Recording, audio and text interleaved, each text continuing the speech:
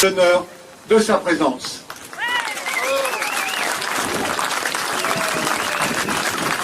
Je veux saluer aussi les représentants de la ville de New Rochelle qui ont fait l'effort d'être présents parmi nous aujourd'hui.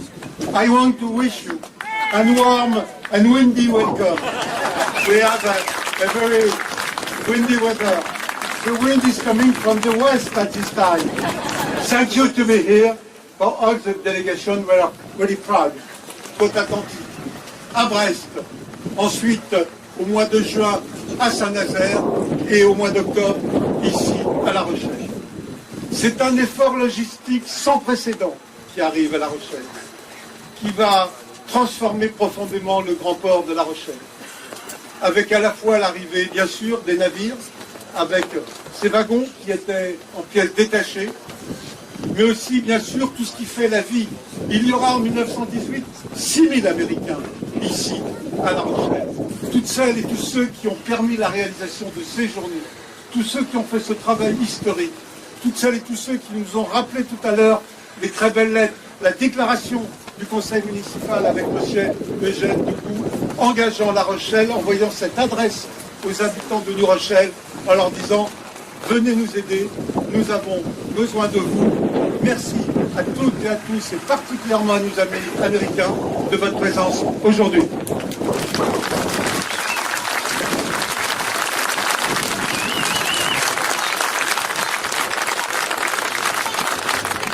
Monsieur Pierre Verger, président de l'association Train et Traction. Mesdames, Monsieur le Consul, Monsieur le Député, Monsieur le Maire, chers amis. Je me présente, je suis Pierre Verger, je suis président de l'association Train et Traction et exploite le train des Mouettes de Charente-Maritime. Donc, le train des Mouettes est un produit du département que nous avons développé depuis 2008 dans un axe de chemin de fer touristique et surtout historique. Ces wagons devant vous résument notre action du matériel ferroviaire historique avec une histoire locale forte. Connaissez-vous le point commun entre ces wagons américains, le TGV et le Citadis? Monsieur le maire vient d'en parler. Le point commun, c'est l'usine Alstom qui est à Étré. Donc sans l'arrivée massive de ces wagons, il n'y aurait jamais eu d'usine ferroviaire à Étré, aujourd'hui à Alstom. Nos contrées sont pauvres, on n'a pas de mines, on n'avait pas de charbon, donc il n'y avait pas de raison qu'on ait une industrie et un fleuron mondial de l'industrie ferroviaire. Donc revenons à nos wagons. Donc près de 38 000 furent livrés, assemblés en modifiant foncièrement l'image de la ville. Ces 38 000 wagons mis bout à bout représentent une rame continue qui partirait de La Rochelle jusqu'à Paris. 38 000 wagons par 11 mètres de long, ça fait 416 km. Avec ce matériel, on imagine mieux l'effort de guerre américain, l'investissement consenti. Donc, outre cet effort de guerre, ces wagons ont révolutionné et modernisé notre réseau ferroviaire qui circulait encore avec des wagons de la fin du 19e.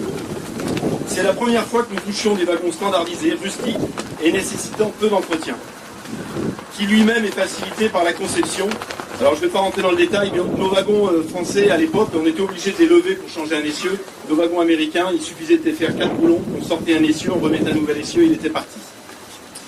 Donc ces wagons ont connu une intense activité jusque dans les années 80, et aujourd'hui il en reste environ 60 en Europe, dont 9 en Charente-Maritime. Nous sommes avec la SNCF les plus gros propriétaires de ces wagons. Aujourd'hui, c'est une fierté pour tous les membres de l'association Train et Traction que de vous présenter ces deux premiers restaurés. Le jour de la célébration du 99e anniversaire de la Miss, nos wagons auront 100 ans en 2018. Donc pour mener à bien ce projet, il a d'abord fallu avoir l'idée. Celle-ci remonte à 2012, où nous cherchions une idée de rénovation de véhicules ferroviaires en lien avec notre territoire et le centenaire de la fin de la Grande Guerre. Excusez-moi. Donc les Américains, quand ils sont arrivés à La Rochelle, ont eu aussi un autre projet qui a plus attrait avec notre territoire. Nous, on roule entre Saujon et la Tremblade, qui était un projet de port en eau profonde à Talmont, qui est raccordé sur notre ligne où on roule aujourd'hui, et qui donc pour nous est une approche territoriale forte. Entre nous, on est bien content dans le secteur que ce projet n'ait pas abouti, parce que Sainte-Radegonde aujourd'hui se retrouve au milieu d'un port. Après le recensement assuré par l'ami Olivier, et en relation avec l'expert des monuments historiques, Jacques, ici présent ce soir, nous avons arrêté les 6 véhicules qui allaient être construits et qui représentent les principaux modèles livrés. Donc on a un couvert 4 portes, qui est le couvert que vous avez à côté, qui a assuré aussi bien le transport de munitions, de chevaux, de vivres et d'hommes. On a l'image des Samis à l'intérieur. On est en cours de restauration, il est pratiquement terminé à l'atelier de Chaivette, un couvert 2 portes qui a eu les mêmes fonctions que le 4 portes. On a restauré un flat car, qui est un plateau où on est actuellement, qui était un véhicule sur lequel on chargeait un peu n'importe quoi, et on pouvait lui adjoindre des ranchers qui ont été mis bien après, qui permettaient d'endiser. On va restaurer aussi un plat pour le transport de l'artillerie et de la marchandise, un wagon réservoir, citerne, qui servait pour le transport du carburant, du vin et de l'alcool, et on espère qu'entre les 2 voyages, il rinçait la citerne. Et le dernier que l'on va restaurer, c'est un wagon à houille pour le transport du charbon. Alors celui-là, il y a une petite particularité, il a été construit à 8000 exemplaires, et en l'état de nos connaissances, c'est le dernier exemplaire qui reste encore dans le monde. Et là, nous avons eu la chance de travailler avec le Cercle historique du rail français, qui a réalisé un travail de recherche admirable, jusqu'à recréer une police d'écriture disparue, afin de refaire les marquages à l'identique. Vous pouvez admirer le résultat sur les bords des wagons. Cette exposition est le lancement d'un riche programme de manifestations autour de cette trame. Pour commencer, alors ça c'est de l'actualité, nous organisons en Charente-Maritime, à Ronces-les-Bains, le congrès annuel des chemins de fer touristiques de France. Le chemin des Mouettes a été retenu, c'est une marque de notoriété pour nous. On va accueillir à partir de la semaine prochaine 300 congressistes qui représentent plus de 90 réseaux touristiques de France, de Belgique et de Suisse. Je vous invite à venir rouler avec ces wagons derrière une de nos plus vieilles locomotives à vapeur de France en état de marche, entre Saujon et la Tremblade, à partir du 1er mai.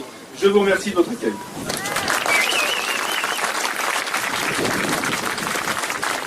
Barbara Davis, délégation américaine de New Rochelle et traduction assurée par le président de l'association France-États-Unis Charente-Maritime.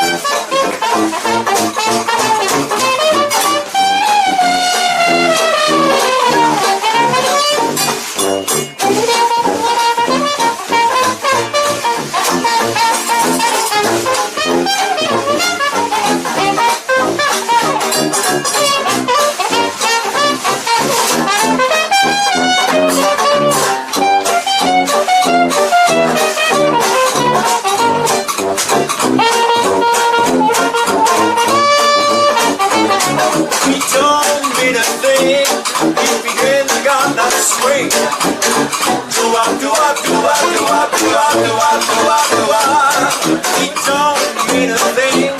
All you got to do is swing. Do up, do up, do up, do up, do up, do up, do up, do up. It makes no difference if it's with a heart.